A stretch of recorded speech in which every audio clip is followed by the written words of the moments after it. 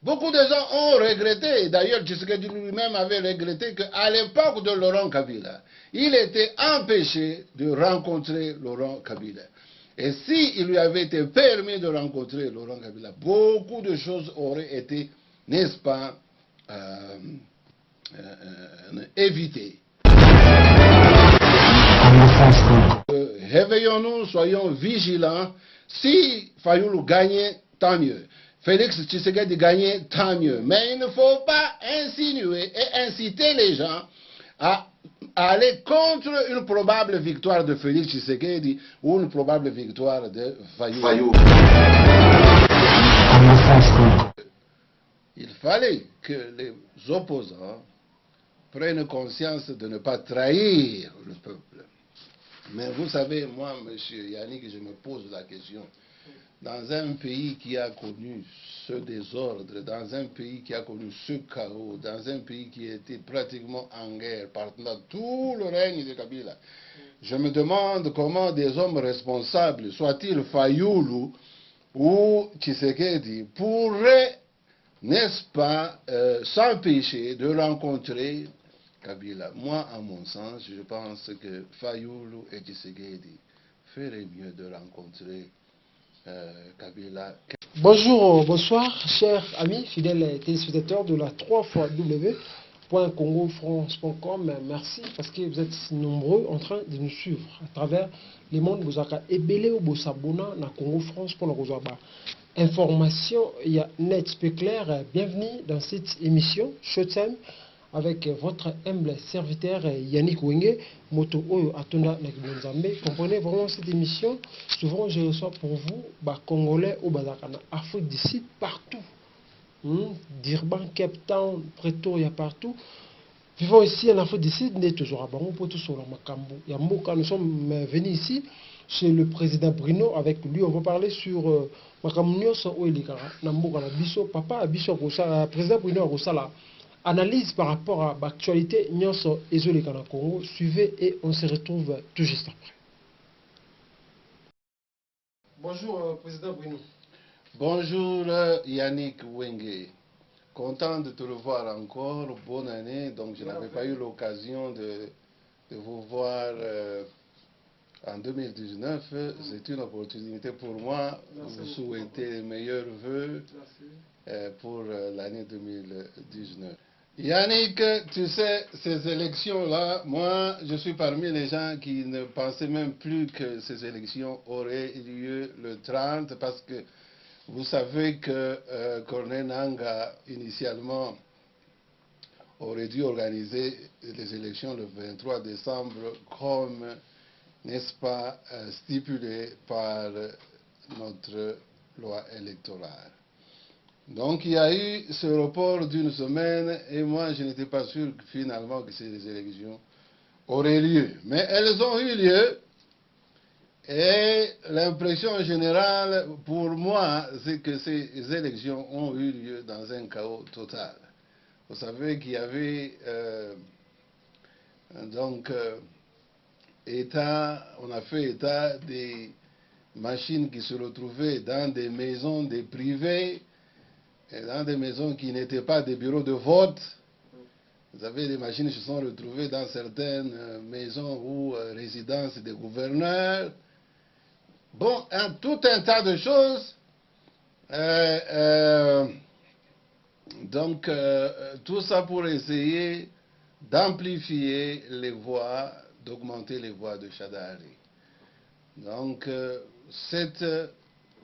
ce report des élections, c'était une occasion en plus pour le gouvernement, pour FCC, de accroître leur tricherie ou de renforcer leur tricherie. Parce que désormais, ils se rendaient compte que le jeu était vraiment difficile et serré pour eux.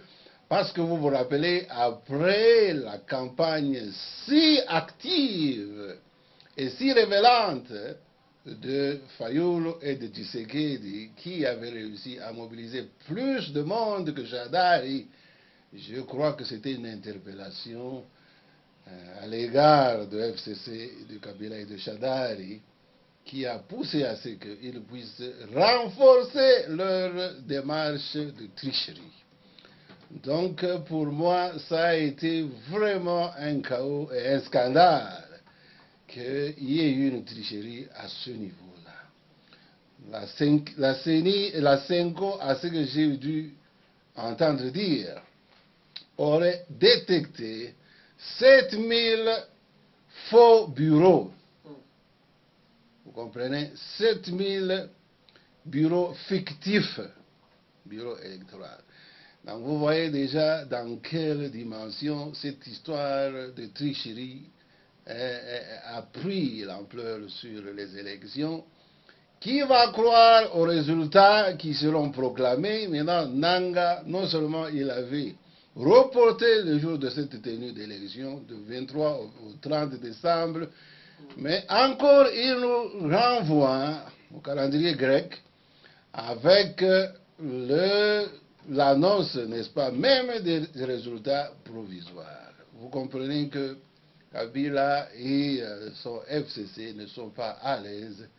Aujourd'hui, ils ne savent pas à quel diable se prendre. Pourquoi? Parce que prononcer Shadari, vous savez, la CENI ou la CENCO, ces derniers jours, elle est sortie en disant qu'elle connaissait le nom du probable gagnant, ajoutant déjà à ce drame toute sa dimension dramatique en l'amplifiant, parce que finalement, la CENI a fait toutes ces démarches auprès des ambassades, telles que j'ai entendu dire, et la rhétorique est venue et de la Belgique, de l'Union européenne, des États-Unis, qui tous successivement, et même l'Union américaine, qui ont dit qu'ils voulaient qu'on puisse respecter les résultats des urnes et la volonté du peuple congolais. Alors, la question est de savoir, est-ce que Kabila est en position de respecter la volonté du peuple congolais? Là, nous nous posons 1001 questions, mais à la lumière de ce qui se passe, à la lumière des jeux que Nanga est en train de jouer, tout laisse croire que ce sont des manipulations. La majorité des avocats qui sont acquis à Kabila, des gens qu'il a nommés personnellement, qui n'attendent que ce jour-là pour servir leur maître. Donc voilà un peu les jeux. Donc si Kabila avançait avec sa décision de proclamer Shadari, malgré qu'il est conscient que Shadari n'aurait pas de chance devant Félix Tshisekedi et devant Fayulu, il fera néanmoins cela parce qu'il veut assurer ses arrières une certaine continuité du régime qui a régné pendant 17 ans et qui aujourd'hui est désavoué par la majorité du peuple congolais. Donc voilà donc, la lecture que je fais de la situation actuelle. Donc nous disons, je ne sais pas s'il aura le courage de prononcer la victoire de Félix Tshisekedi ou de Fayulu. Mais vous savez, il y a des rumeurs dans les réseaux sociaux, des gens qui disent que, ok, mais avant c'était que, ok, la CENI ou la CENCO, le candidat probable qu'ils auraient identifié, qu'il aurait gagné les élections, les spéculations dans les réseaux sociaux, que ça serait Fayulu.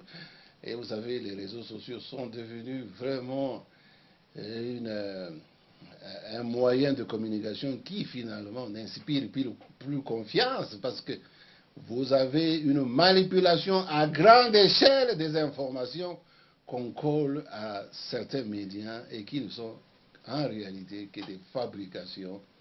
Et vous savez, c'est malheureux parce qu'un tel état de choses a poussé le gouvernement qui est le dos contre le mur à suspendre, n'est-ce pas, la communication ou l'Internet sur toute l'étendue du pays.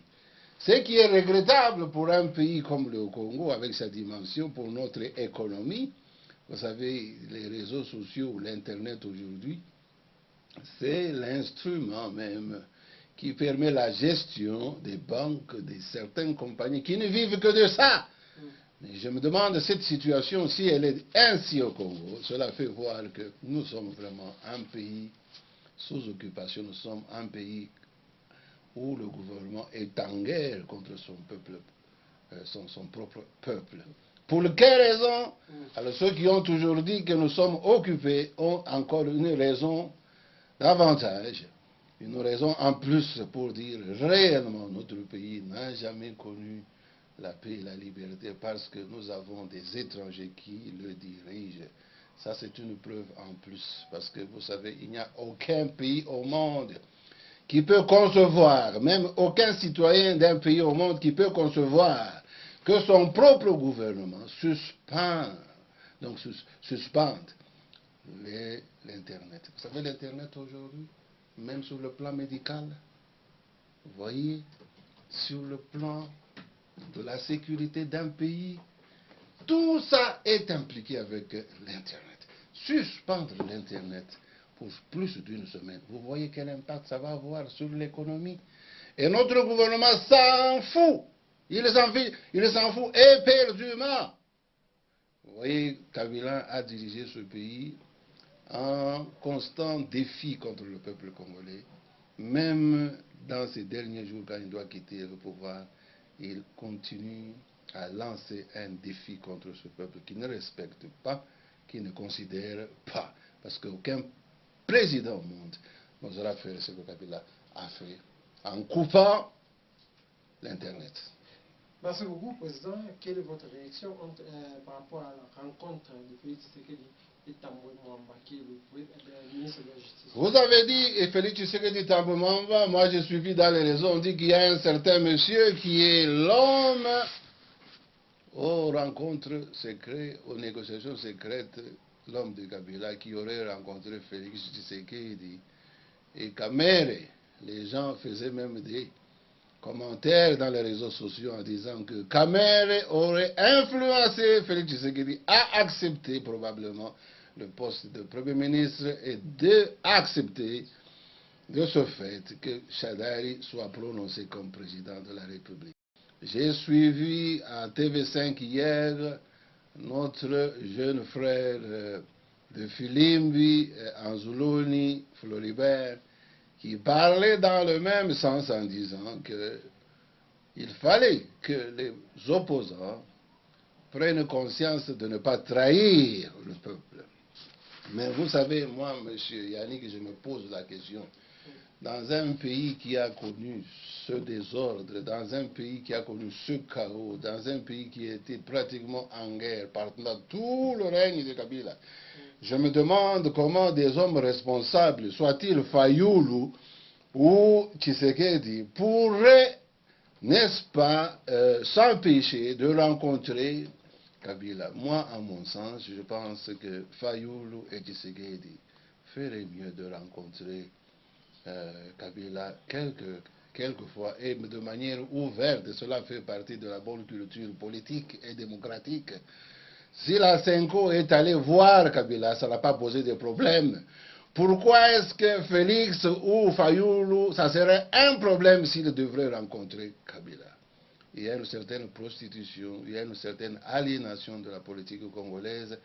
La faute est à qui? La faute est à tous ces leaders qui ont encouragé de ne pas avoir des débats ouverts, des dialogues ouverts, des consultations ouvertes entre eux pendant tout ce temps. Pourtant, vous savez que du temps de Mobutu, on était habitué à voir Tshisekedi aller au palais de marbre. Combien de fois on a vu Tshisekedi aller au palais de marbre? Où est le problème si les opposants peuvent rencontrer aujourd'hui Kabila? Beaucoup de gens ont regretté, d'ailleurs Tshisekedi lui-même avait regretté qu'à l'époque de Laurent Kabila, il était empêché de rencontrer Laurent Kabila. Et s'il lui avait été permis de rencontrer Laurent Kabila, beaucoup de choses auraient été, n'est-ce pas, évitées. Moi, je pense que c'est manquer de sagesse que d'encourager cette hypocrisie dans la politique, d'encourager, n'est-ce pas, que les politiciens continuent à faire les choses dans le secret, et quand ils font les choses dans le secret, vous les accusez. Je pense qu'il est grand temps que le peuple congolais comprenne que l'une des attributs de la bonne démocratie, de la démocratie, c'est la bonne gouvernance. Et la bonne gouvernance implique aussi la transparence. Donc, et l'ouverture, on parle de open society. Donc une société ouverte, pas une société où on fait tout dans le noir comme des sorciers. Donc ça ne nous amènera nulle part, sinon ensorceler tout un peuple et ensorceler tout un pays. Nous ne devons pas encourager ce genre de parti politique où les gens font tout dans le noir et en secret. Parce qu'il ne s'agit pas de leurs problèmes personnels, il s'agit des problèmes qui affectent l'avenir et le bien-être de tout un peuple. Parce que ces gens ne travaillent pas pour leur compte, ils travaillent pour un peuple. Et je pense que ce soit Félix Tshisekedi, que ce soit Fayoulou, si nous avons, ça c'est mon souhait, ça c'est ma façon de voir, aussi sur base de notre idéologie de Mouvement Congo Paradis, où nous avions toujours prôné dans le temps un dialogue ouvert, une consultation ouverte entre ceux qui sont au pouvoir et les opposants, parce qu'ils ne sont pas en train de gérer ce pays pour leur compte. Ils gèrent ce pays pour le peuple congolais. Ce pays n'appartient ni à l'opposition, ni au régime en place, c'est ceux qui sont au pouvoir. Donc, parce que c'est un travail public et nous le faisons pour l'intérêt public, alors je pense que c'est une bonne pratique d'encourager ces consultations. Il doit y avoir entre Félix Tshisekedi et le régime, entre Fayoul et le régime, c'est quelque chose à envisager et encourager selon notre position en tant que MCP, Mouvement Congo Paradis. J'espère que je me suis bien fait comprendre. Et Yannick, je ne sais pas si vous avez une autre question à poser dans ce point, parce que c'est une question qui soulève beaucoup de polémiques dans les réseaux sociaux. J'ai lu hier, j'ai lu aujourd'hui. Les gens parlent de traîtrise. Et vous savez, le danger qu'il y a derrière ça, c'est que on est en train de préparer, quelque part, par des gens mal intentionnés, de forcer la candidature de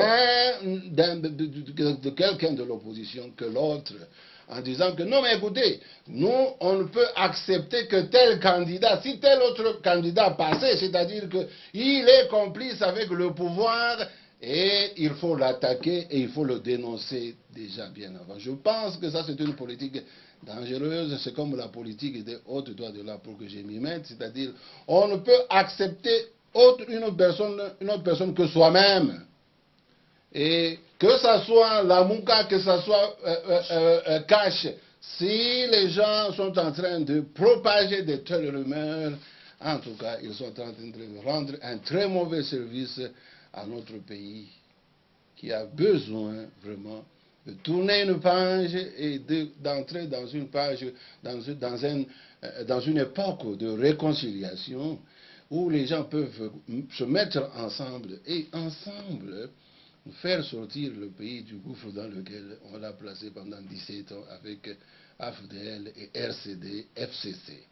Donc je disais, on a vu au Zimbabwe, malgré les abus graves de Mugabe contre la population, mais SADC avait laissé Mugabe agir mal et détruire complètement l'économie de son pays.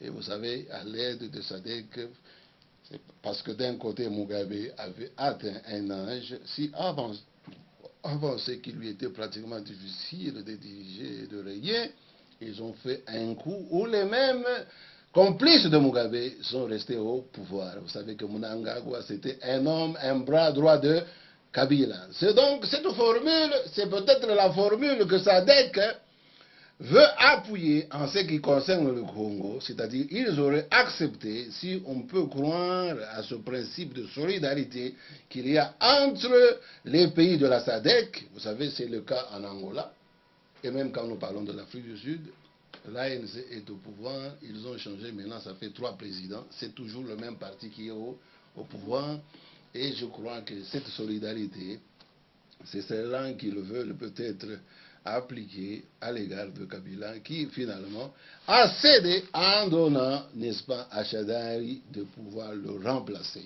Ça, c'est mon opinion. Nous devons faire très attention au peuple congolais, parce que vous savez que même SADC, ou l'Afrique du Sud principalement. Donc si nous parlons de SADC, ce sont des gens qui sont à la mangeoire, qui bouffent chez nous, qui profitent de la situation et du chaos au Congo. Et vous savez que ces gens avaient été les partenaires de AFDL et de RCD. Et vous savez que même dans la mort de Laurent Kabila, SADC est impliqué dans cette histoire parce que Laurent Kabila voulait détourner les choses, les accords qui, n'est-ce pas, avaient favorisé beaucoup de pays de SADC, parmi lesquels l'Afrique du Sud. Donc je dis qu'il faut que nous fassions attention. Moi je crois d'ailleurs, selon certaines rumeurs, et vous aviez vu les semaines avant les élections, il y avait des militaires qui débarquaient partout, dans les bateaux, dans les avions et arrivaient à Kinshasa. Et selon les informations que j'ai, il y aurait au moins 12 000 soldats rwandais qui ont été débarqués à Kinshasa et placés partout dans les pays, dans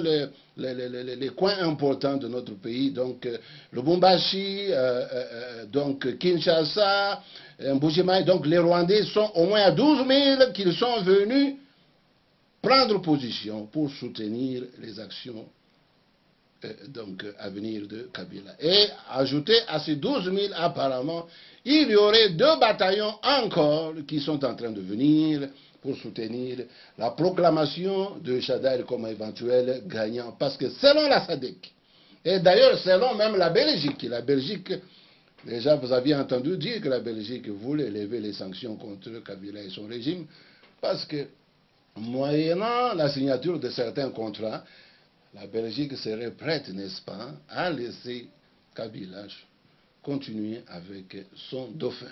Donc, cher peuple congolais, contrairement aux gens qui sont en train de dormir nuit et jour pour soupçonner Félix Tshisekedi d'être en connivence avec Kabila, j'interpelle le peuple congolais à faire attention, parce que le plus grand danger et le plus grand ennemi, ce n'est pas nos frères de l'opposition, mais le plus grand danger, le plus grand ennemi pour nous, c'est celui qui va s'opposer au changement et à la véritable alternance, parce que nous ne voulons plus le régime de Kabila. Donc, réveillons-nous, soyons vigilants. Si Fayoulou gagnait, tant mieux. Félix Tshisekedi gagnait, tant mieux. Mais il ne faut pas insinuer et inciter les gens à aller contre une probable victoire de Félix Tshisekedi ou une probable victoire de Fayoulou. Ça serait vraiment tirer une balle dans sa propre main. Donc que l'opposition ne puisse pas tomber dans ce piège, parce que cela ne serait que dans le désavantage du peuple congolais. Kabila peut en profiter pour créer un chaos et récupérer le pouvoir. Pourquoi pas installer un état d'urgence en justifiant que non, la Mouka et Katch sont en guerre, ils ont créé la guerre dans le pays. Si Fayoulou passait ou Félix Tshisekedi passait, peuple congolais, soyons prêts à accepter l'un ou l'autre, tant que ce sont les gens de l'opposition. Nous devons seulement encourager que Fayoulou et Tshisekedi puissent avoir des entretiens réguliers, puissent se consulter et voir comment est-ce qu'ils peuvent se soutenir l'un ou l'autre, en cas où l'un ou l'autre passer à la présidence. Donc, peuple congolais, soyons prudents. Il ne faut pas tomber dans le démon du tribalisme, de la division en ce qui concerne l'opposition. Merci beaucoup, Président Bruno. Les États-Unis ont envoyé 80 soldats pour protéger la population après la publication des... Ce n'est pas pour protéger la population. Les États-Unis n'ont jamais protégé les Congolais. Qu'on ne vous trompe pas. Parce que vous savez, nous avons la MONUSCO, nous avons l'ONU au Congo depuis maintenant 17 ans. Vous savez qu'à la base de l'invasion du Congo, les États-Unis avaient soutenu Kagame et ils ont continué à soutenir Kagame. Et plusieurs fois aux Nations Unies, avant Trump, parce qu'avec l'administration Trump, les choses ont un peu changé. Mais avant Trump, parce que je parle des États-Unis, je ne parle pas nécessairement de Trump, mais je dis avant Trump, les États-Unis refusaient de pointer le doigt sur Kagame et le Rwanda. Ils n'ont jamais voulu reconnaître les atrocités, les crimes que le Rwanda commettait au Congo, parce qu'ils ont soutenu le Rwanda, l'ont soutenu jusqu'à aujourd'hui, parce que le Rwanda est le premier fournisseur de coltan, le coltan qui aide avec toute l'industrie stratégique au Congo, que ça, aux États-Unis et au monde, que ce soit dans l'armée ou que ce soit dans la technologie de pointe comme cellulaires, les computers et tout ça. L'Amérique a laissé le Rwanda exploiter les richesses du Congo. Donc, peuple congolais, soyons vigilants, ne soyons pas si naïfs de croire qu'aujourd'hui, l'Amérique aurait changé vraiment son cœur pour venir au secours du peuple congolais. Parce que s'ils avaient vraiment envie de venir au secours du peuple congolais, ils auraient commencé d'abord par maîtriser ces gens et ces forces qui ont sémé le chaos dans l'est du pays en tuant nos frères chaque jour pour essayer de faire ce qu'on appelle ethnic cleansing pour que les Rwandais et les Tutsis puissent occuper l'est du pays. Mais ils nous ont abandonnés à la merci de ces bandits et de ce danger. Donc, de toute façon, une bonne chose aussi, ça pourrait être que les États-Unis, avec leur présence, ils vont être une intimidation par rapport à Kabila pour l'empêcher, parce que je dis que la force qui avait placé Mobutu, c'est la même force qui l'a fait partir. Donc, dans ce cas, on ne peut pas exclure que les États-Unis, l'Union européenne, même aussi la Belgique, même si sa position est un peu confuse, tantôt ils sont pour Kabila, qu'ils continuent, tantôt ils ne veulent pas de Kabila. Donc il y a la confusion avec la Belgique qui est vraiment en grande partie responsable du chaos et des hécatombes au Congo. La Belgique est vraiment sur la liste des premiers responsables du chaos et de la dépravation congolaise. Donc je disais que, bon, les Occidentaux, les États-Unis, peuvent toujours servir comme ils ont servi à l'époque pour faire partir Mobutu. Mais la question que je me pose, nous les Congolais, pourquoi est-ce que nous devons laisser ces forces interférer pour, n'est-ce pas, placer l'ordre, continuer à dicter l'ordre politique chez nous? C'est vraiment quelque chose à décrier, à dénoncer. Moi, je ne suis pas pour un soutien ouvert au néocolonialisme. C'est ça que j'appelle néocolonialisme. Je dis que non, mais écoutez, nous pouvons collaborer, avoir l'amitié avec les Occidentaux, l'Amérique et tout ça, mais quelque part, nous, peuple congolais, nous devons rester solidaires et discuter des questions nationales entre nous-mêmes, bien qu'on soit du côté de l'opposition et du régime. Et c'est pourquoi moi, j'encouragerais, parce que je sais que le Kabila, quelque part, il est otage. Il est prisonnier de ces forces internationales qui ont tué son père et qui aujourd'hui l'ont mis au pouvoir, même si nous Congolais, nous croyons qu'il n'est même pas le fils de son père. Mais néanmoins, que ce soit les Rwandais, que ce soit Kabila, ils ont été impliqués dans ces histoires parce que c'est la communauté internationale qui a voulu ainsi. Mais ils ont la chance de pouvoir renoncer à ça et à changer de chemin. Mais ils se sont entêtés, que ce soit Kabila, que ce soit Kagame, ils se sont entêtés sur ce chemin désastreux qui un jour va le coûter très cher. Merci beaucoup. Un mot par rapport à tous les gens qui ont suivi cette émission, parce que nous allons arriver à la fin. Bon, écoute, nous sommes arrivés à la fin de cette émission. Moi, je parlais de la situation, l'attitude de la SADC qui a toujours été pour la continuité et en faveur de la sécurité dans la région. Et pour cela, ils ont été prêts à fermer les yeux, même devant les abus graves, comme cela s'est passé au Zimbabwe et comme cela se passait en Angola, parce que vous savez qu'en Angola, chers frères et sœurs, Dos Santos avait pillé sérieusement ce pays comme Kabila a pillé notre pays. Avec sa famille, ils ont appauvri les Angolais. Et cela,